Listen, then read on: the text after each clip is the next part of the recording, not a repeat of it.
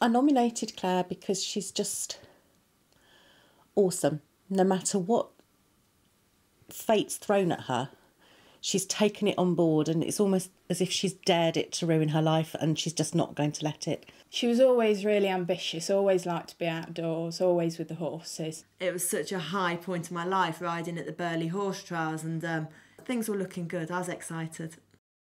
Claire worked her way up to advanced eventing, which is the highest level that you could dream of getting to. It was on the 6th of May 2007, and I was riding an experienced horse, just a training run, and he just clipped his shoulder. That movement of him hitting his shoulder flung me into the tree.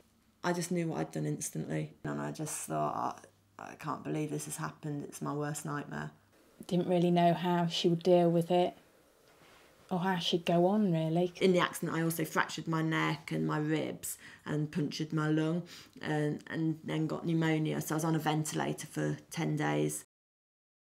I'd have, it could be 2 or 3 days where just getting out of bed was a challenge, because I'd think, well, yeah, I could get up, but what am I going to do once I'm up? And life had everything had come to a kind of grinding halt. A normal person would really have just folded, but not Claire. I definitely think Claire's sporting and competitive nature has sort of kept her motivation high. So it's not an overnight process of picking yourself up. I had to fight with it. And then I signed up for internet dating. It was a bit of an experiment, really, to see if anyone bothered with anyone in a chair. I was only on it about 3 days, and Dan sent me a message, and I looked at his profile. I thought, well, it looks all right.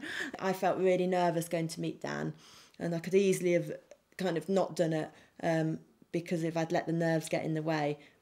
But I just got out there and did it. I'm so pleased I did. And he's become my husband. 20 quid on the internet. Becoming a mum has been the best thing in the world. From her kind of joining the world gave me a purpose. I had to get up, I had to do things. Now go up here, I'm going to race you. Ready? Ready, steady, go! I always wanted to do as much rehab and keep myself as fit and healthy and make as good recovery as possible. So I was always looking out for things, and I saw the rewalk suit online and I thought, this looks good. If we can get that in the UK, I'll do the marathon for spinal research. I only had 12 weeks to learn, and when I got in it, it was a lot harder than I thought. So I'd go off every day, and Maisie'd come with me, and she was learning to walk at the same time, and there's always this competition going on. But yeah, we had this challenge for 12 weeks of who was actually going to walk the first unaided. Mm-hmm.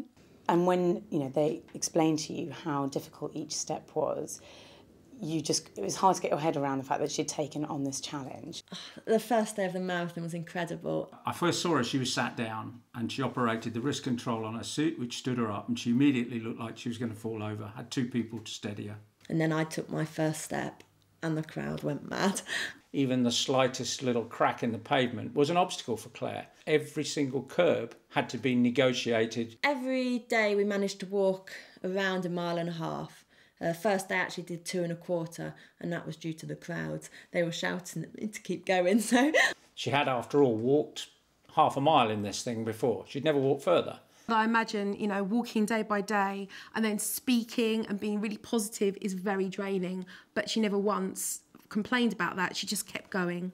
Right throughout the marathon, it was the people what made the difference. She was in awe the last day when she walked around St James's Park and there were crowds of people waiting for her, crowds of cameramen. She really didn't understand why they were there just for her. There was a sort of makeshift ribbon that we'd extended for her.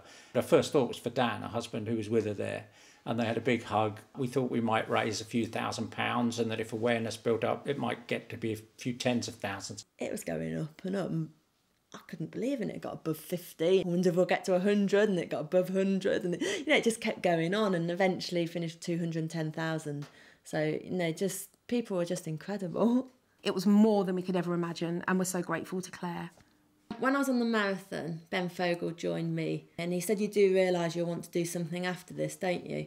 And as I was looking at my feet, struggling along and trying to get the tilt of my pelvis right and everything in the suit, I thought, Ben, you're talking rubbish. I won't want to do anything after this. I just want to get to the finish line. And then about 3 days after the marathon, I thought, Ben's right.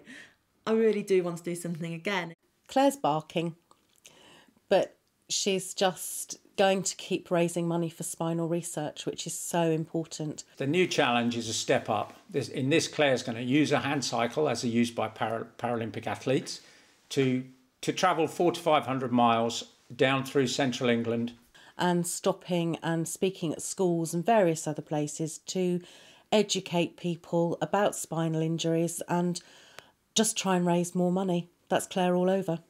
If someone had told me, like in that first year of my accident, kind of what the situation would be, say, 3 or 4 years on, and that I would have got married, had Maisie, and then gone on and walked the marathon, never have believed it.